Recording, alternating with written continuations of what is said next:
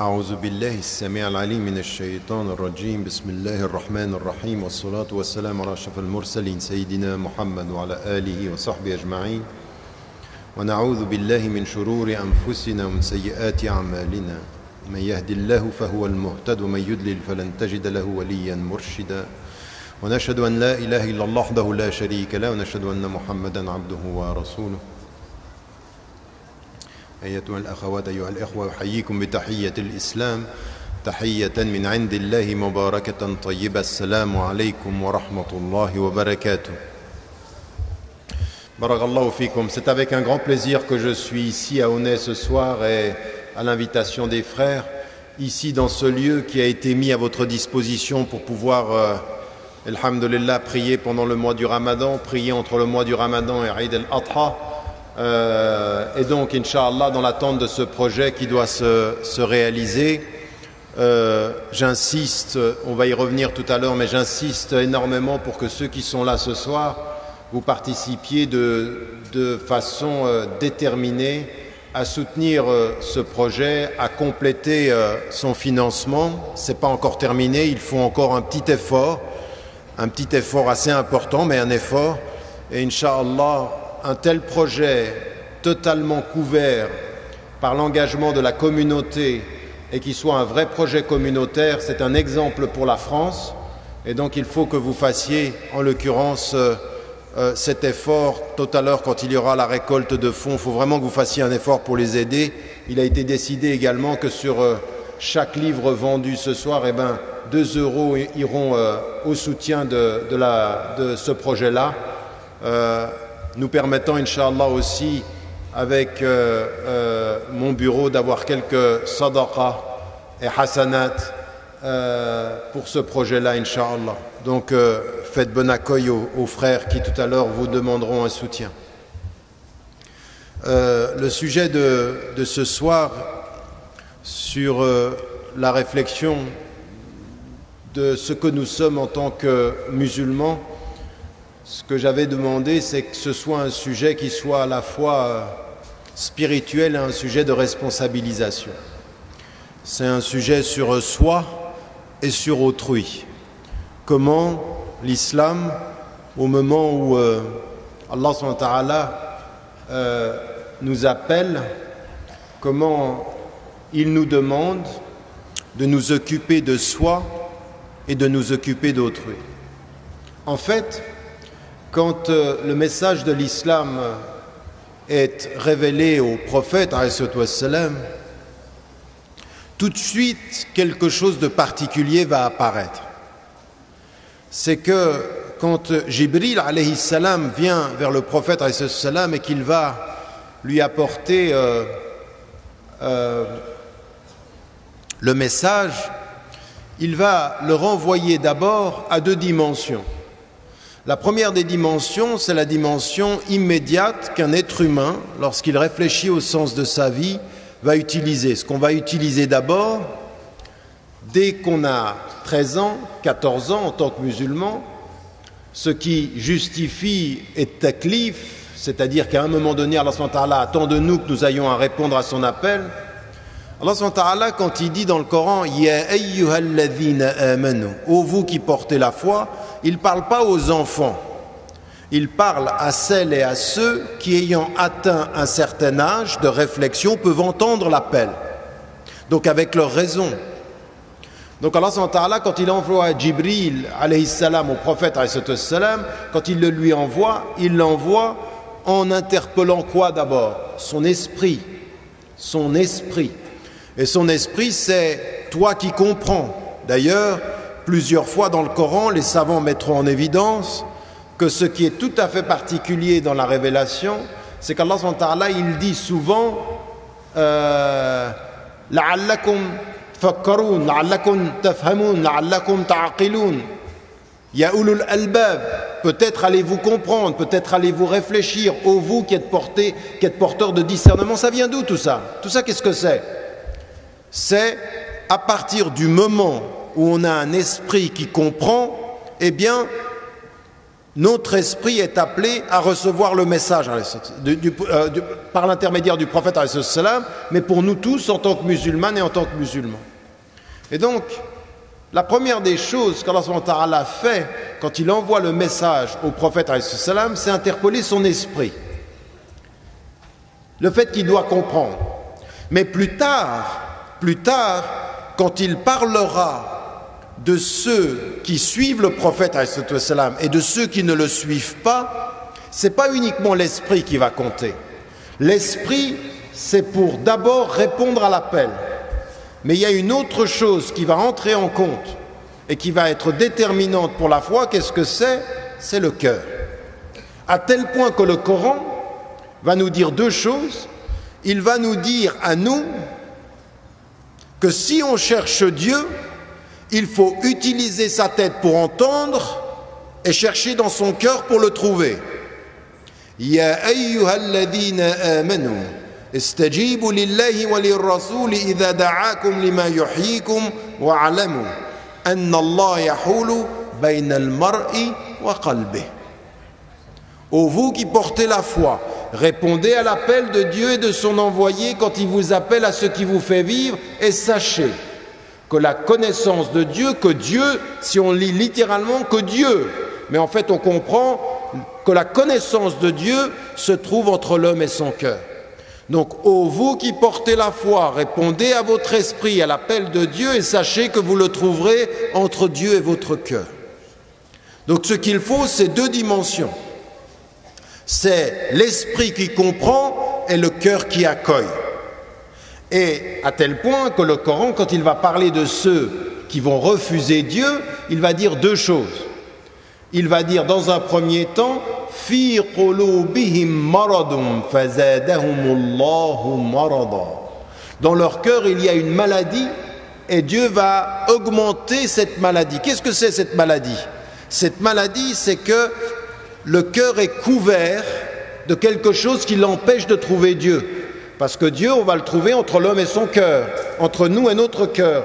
Et pourquoi ne le trouvons-nous pas parfois? Parce que parfois le cœur est couvert. Et qu'est-ce que c'est la couverture du cœur? C'est la traduction littérale en français du mot kufr. Kufr, c'est couvrir. Couvrir quoi? Ce qui est dans le cœur et qu'on trouve où? Dans el-fitra. La fitra, c'est ce qu'il y a dans le cœur au naturel et qui est couvert par l'aveuglement, et le rafla, et le kufr, refusé. Et ce qui est dit, fitratullah allati fatara an-nas alayha. Fatara an-nas alayha, c'est fitratullah, c'est-à-dire cette aspiration originelle allati fatara an-nas alayha, que Dieu a créé les hommes, il les a créés de cette façon-là. Il les a créés avec cette aspiration-là. Et donc ça, c'est l'aspiration originelle. Elle se trouve où? Elle se trouve dans le cœur. Et comment allons-nous revenir à cela? On va revenir à ce qui est l'origine de la création de l'homme. L'origine de la création de l'homme, où Allah subhanahu wa ta'ala nous dit dans le Coran, et vous allez trouver que tous les courants musulmans citent ce verset. Et moi, je ne cesse de le répéter parce qu'il est très essentiel à notre compréhension de nous. Voilà, vous allez trouver ceci chez les littéralistes, vous allez trouver ceci chez les réformistes, vous allez trouver ceci chez les salafis littéralistes, vous allez trouver ceci chez les islahiyoun ou les mujaddidoun, c'est-à-dire ceux qui sont plutôt dans la lecture renouvelée. Vous allez trouver ceci chez les soufiyoun, c'est-à-dire soufiyya, c'est-à-dire ceux qui sont de la tradition mystique. Vous allez trouver ceci même chez les rationalistes, même chez Ilm al-Kalam, les philosophes dans la tradition musulmane. Qu'est-ce qu'ils réfèrent toujours à quoi? Un verset capital. وَإِذْ أَخَذَ رَبُّكَ مِنْ بَنِي آدَمَ مِنْ ظُهُورِهِمْ ذُرِّيَّتَهُمْ وَأَشْهَدَهُمْ عَلَى أَنفُسِهِمْ أَلَسْتُ بِرَبِّكُمْ قَالُوا بَلَى شَهِدْنَا. C'est-à-dire quand Dieu a pris de tous les descendants d'Adam leur génération, il les a fait témoigner. Ne suis-je pas votre Seigneur? Ils ont dit certes, nous témoignons. Qu'est-ce que ça veut dire? Ça veut dire que dans notre cœur, à l'origine, il y a la reconnaissance qu'on trouve dans Sourate An-Nur, quand Allah subhanahu wa ta'ala il dit Nourun ala Nour, c'est-à-dire que la révélation qui est Nour va trouver le Nour qui est en nous. Et qu'est-ce que c'est Nour qui est en nous? C'est El-Fitra, c'est ce que Dieu a mis au départ. Et vous comprenez comme ça qu'Allah subhanahu wa ta'ala nous dit vous voulez venir à moi, il va falloir y venir par deux voies, l'esprit qui comprend et le cœur qui s'ouvre. Le cœur qui revient à l'origine, raison pour laquelle tous seront perdus illa man atallaha biqalbin salim. Salim, c'est un cœur qui est bon. Mais en fait, salim, qu'est-ce que c'est en arabe? Un cœur qui n'a pas été détérioré. Quand on dit de quelque chose que c'est salim, c'est-à-dire c'est quelque chose qui a son état originel. Donc il n'a pas été détérioré par quoi? Pas été détérioré par un esprit qui réfléchit mal, par des émotions qui el-hawa, c'est-à-dire qui enlèvent la vision et la compréhension. Quand vous revenez au cœur saint, salim, vous retrouvez la lumière première. Et cette lumière première, c'est ce qui va nous rapprocher d'Allah subhanahu wa ta'ala. Et Allah subhanahu wa ta'ala, c'est ce qu'il nous dit à nous, à chacun d'entre nous. Il nous dit, il va falloir venir à Dieu, nous personnellement, avec l'esprit qui comprend et le cœur qui s'ouvre. Et ça, c'est aussi quelque chose que l'on doit avoir dans tous nos actes d'adoration. Ça n'est pas parce que nous sommes musulmans qu'il faut avoir que du cœur et pas d'intelligence. Mais ça n'est pas parce que nous sommes musulmans qu'il faut avoir de l'intelligence et pas avoir de cœur.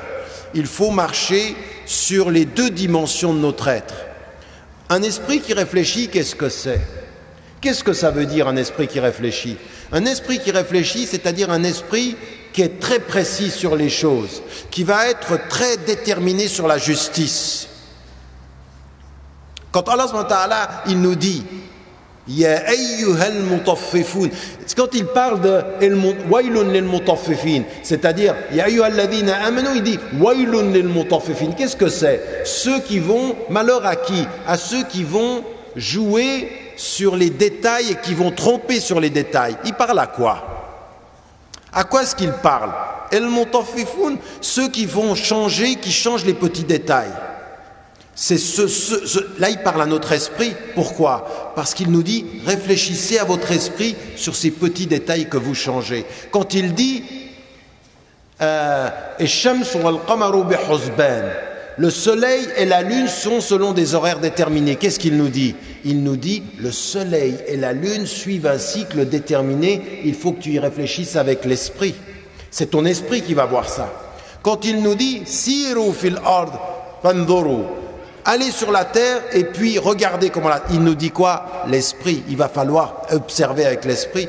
Qu'est-ce qu'il nous dit? Il nous dit regardez le monde avec l'esprit. Quand Allah subhanahu wa ta'ala, il nous parle du fait de ressusciter, du fait de revenir de la vie à la mort et de la mort à la vie, il nous parle à quoi? Il nous dit quoi? Regardez la terre elle est sèche et une eau vient et elle revivifie. Il parle à notre esprit. Comprenez, regardez, vous pensiez que le désert est désert, l'eau fait du désert une nouvelle vie. Il parle à notre esprit. Sanurihim ayatina fil afaq, nous leur montrerons nos signes où? Dans le soleil. C'est comme ça que l'islam a commencé. Le soleil, la lune, les montagnes. Pourquoi? Réveillez votre esprit. Et aujourd'hui, quand nous sommes à travers le monde, nous sommes dans des sociétés hyper sophistiquées, des sociétés où la science a atteint des limites extraordinaires sur ce que l'on sait. Allah subhanahu wa ta'ala, il nous dit, vous voulez répondre à l'appel de Dieu, partout où vous êtes, vous devez être au sommet de ce que l'on peut utiliser comme intelligence. Utilisez votre tête. Utilisez dans votre tête pour regarder les choses et observer les signes de Dieu. Observez les signes de Dieu dans la nature, mais observez les signes de Dieu dans le progrès. Observez les signes de Dieu dans ce qu'on a réussi à faire. C'est-à-dire, qui a réussi à faire toute cette technologie? L'esprit humain. Qui a fait l'esprit humain? Dieu. Donc quand vous observez avec science le produit de l'intelligence humaine, vous remerciez qui? Le créateur de l'intelligence humaine. En connaissant le produit de l'intelligence, vous remerciez le créateur de l'intelligence suprême. Et donc ça veut dire que plus vous êtes dans le savoir, raison pour laquelle il faut qu'on comprenne une chose. Dans notre acte de la lecture, la connaissance scientifique, plus on sait, plus on s'approche, plus on sait avec l'intention. Alors c'est là où c'est important. On sait, on s'approprie le savoir, et qu'est-ce qui va nous permettre de nous rapprocher de Dieu? Attention, il faut connaître la science avec l'esprit, ne pas oublier Dieu avec le cœur. Parce qu'en n'oubliant pas Dieu avec le cœur, on donne du sens à la science avec l'esprit. Parce que si vous avez un savoir sans vous souvenir de Dieu, vous allez pouvoir utiliser le savoir pour faire des choses contre Dieu, contre la morale, contre ce qui est juste. Mais savoir orienter ce que vous savez avec l'esprit par la lumière de votre cœur. Et le cœur, c'est ce qui va vous rappeler les choses essentielles. Vous comprenez pourquoi on a besoin des deux. Pourquoi Allah subhanahu wa ta'ala, quand il commence à dire aux gens, observez la nature, observez, c'est toujours avec quelle dimension? Toujours avec la première dimension qui vous met à la lumière du divin. La première des dimensions qui vous met à la lumière du divin, c'est cette situation qu'on a peu étudiée. Vous savez, quand nous on pense à Dieu, quand nous on pense à l'islam, très souvent on insiste sur le côté de la culpabilité, et le halal, et le haram, on fait bien, on fait pas bien. Tout ça c'est juste. Mais toute la question est la question des priorités. Avant d'entrer dans une espèce d'éducation de c'est bien et c'est mal, il faut entrer dans une compréhension de comment est venue la révélation au prophète. Elle est venue lui dire, ouvre ton esprit au savoir, oriente ton cœur vers la foi. N'est-ce pas, c'est ça? Oriente ton cœur vers la foi, et mieux tu vois avec l'esprit les signes de la nature, mieux tu seras avec Dieu avec le cœur. C'est pas d'abord une attitude qui est une attitude de tu es coupable. Nous n'avons pas en islam cette idée de péché originel, que nous sommes mauvais au départ. Non, nous sommes innocents et responsables. Innocents jusqu'à l'âge du taklif et responsables à partir du moment où l'intelligence se met en route. Je suis innocent dans ma jeunesse, puis intelligent, et avec mon intelligence conscient, et avec ma conscience responsable. Mais il y a une chose qui dit vraiment fondamentalement une chose qui commence au départ de l'islam. Si on est innocent, puis on devient conscient, puis on devient responsable en islam, c'est que ce qui nous est demandé, c'est pour être conscient et responsable, il faut être libre. Et qu'est-ce qu'on doit faire d'abord de notre liberté? Se poser la question de savoir quelle faute on a fait dans la vie? Non. On commence pas, l'islam n'a pas commencé comme ça. L'islam n'est pas venu vers le prophète pour tout de suite lui donner un sentiment de culpabilité. Non, ça a d'abord été un sentiment d'amour. Ça a d'abord été un sentiment de reconnaissance. Subhanallah, regarde ce que Dieu te donne. Avant de savoir pourquoi tu pries, sache regarder ce que Dieu te donne. Avant de savoir pourquoi tu jeûnes, sache regarder ce que Dieu te donne. Qu'est-ce que c'est ça? Quand c'est vis-à-vis de nous, quel type de rapport ça demande vis-à-vis d'Allah subhanahu wa ta'ala? Eh bien, une attitude qui n'est pas une attitude de crispation. Et tout s'est passé en une nuit. Ce que je vous dis, ceci, c'est à un moment donné, vous vous arrêtez et vous réfléchissez à ce prophète, qui était notre exemple. Et il est notre exemple. Et il est notre exemple dans les petits détails. Dans les petits détails de la vie où il est avec sa femme. Il est avec sa femme et elle l'observe. Et le prophète, quand elle dort, regardez, 3 situations avec Aïcha, radiallahu anha. 3 situations. Ils sont en voyage. Et pendant qu'ils voyagent, le prophète va utiliser quoi au juste? Il va utiliser ce qu'il enseigne aux musulmans, al-rokhas, c'est-à-dire les allègements, n'est-ce pas? Quand on est en voyage pendant Ramadan, on peut ne pas jeûner. Quand on est en voyage pendant toute l'année, pendant toute la vie, on peut diminuer les prières et les jama' wal qasr, c'est-à-dire diminuer les prières et les réunir, d'accord? Sauf dans une école où on les réunit mais on ne les on ne les diminue pas. Bref, dans la tradition musulmane, on a ceci, et ça vient de l'islam. Quand vous êtes en voyage, vous n'êtes pas obligé de jeûner, et quand vous êtes en voyage, vous pouvez amoindrir, diminuer vos prières. Et le prophète, il voyage, et il a toute la communauté avec lui. Et lui, qu'est-ce qu'il fait? Il ne jeûne pas, et il diminue les prières. Et sa femme, Aïcha, radiyallahu anha, elle observe le prophète sallam et lui dit, mais comment c'est possible? Toi tu es le prophète et moi je suis une musulmane, et toi tu ne jeûnes pas et tu diminues la prière, et moi je jeûne et je fais la prière complètement. Elle faisait toutes les prières. Donc elle fonctionne avec l'opinion de Ahl al-Azima, c'est-à-dire ceux qui tiennent et qui ne veulent pas, et lui, l'éducateur de toute une communauté, il va avec el-Rokhas, l'allègement. Le prophète, celui qui est notre modèle, il va dans l'allègement, et elle, qui est une simple croyante, mère des croyants, mais c'est quand même l'épouse, elle n'a pas de message, elle fait tout. Et le prophète, il la regarde, et qu'est-ce qu'il lui dit? Ahsanti ya Aïcha, tu fais bien. Il commence pas à débattre, c'est halal, c'est haram. Mais lui, qu'est-ce qu'il est, lui? Lui, il est là pour éduquer la moyenne des musulmans. Il n'est pas là pour les meilleurs des musulmans seulement. Et il enseigne aux musulmans, en situation comme ceci, diminuez vos prières. Ramenez vos prières. Et quand vous êtes en voyage, vous pouvez ne pas jeûner. Il est l'exemple public de celui qui va avec l'allègement. Ça, c'est public. Et elle, dans la vie privée, elle le regarde, elle se pose des questions. Et il se trouve qu'à un moment donné, ils sont dans la vie intime. Ça, vous voyez, ce que je suis en train de vous dire sur le prophète, c'est parfois le contraire de ce que nous sommes nous.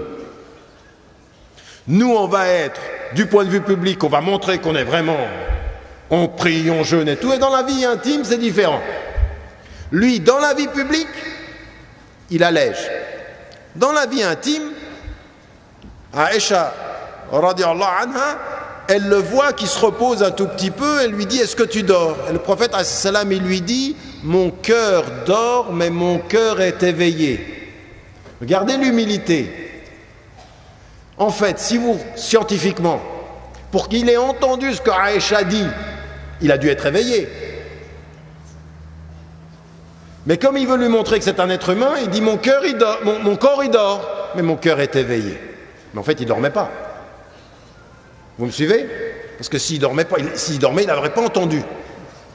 Donc en fait, il est en train de lui dire, je suis un être humain comme toi, mon corps il dort, mais mon cœur est réveillé. Et là, vous apercevez qu'il y a un secret dans la façon dont le prophète est. Il est toujours avec ceux qui l'éduquent à leur niveau. Mais avec Dieu, c'est différent. À tel point que dans la vie intime, alors qu'il n'y a pas de regard, si c'était celui de sa femme, eh bien, Aïcha, elle le voit faire quoi? Prier pendant la nuit. Elle le voit prier pendant la nuit. Elle le voit faire des invocations. Et elle lui dit, est-ce que tu n'es pas en train d'exagérer? Et Dieu t'a pardonné tout ce que tu as fait avant et après. Pourquoi tu fais ça pendant la nuit? Je veux dire, pendant le jour, quand je jeûne, tu jeûnes pas, et pendant la nuit où je dors, tu pries.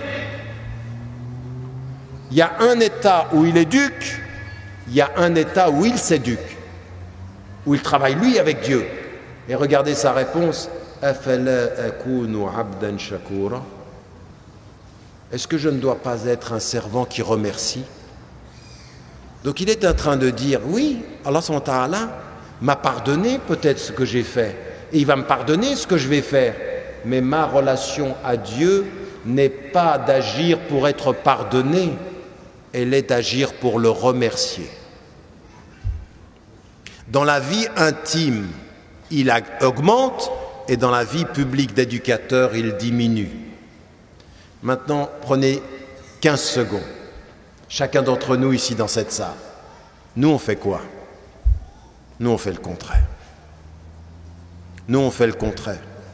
Et la qualité de la foi vis-à-vis de nous, c'est de savoir être d'abord, non pas des gens qui nous culpabilisons, mais des gens qui remercient.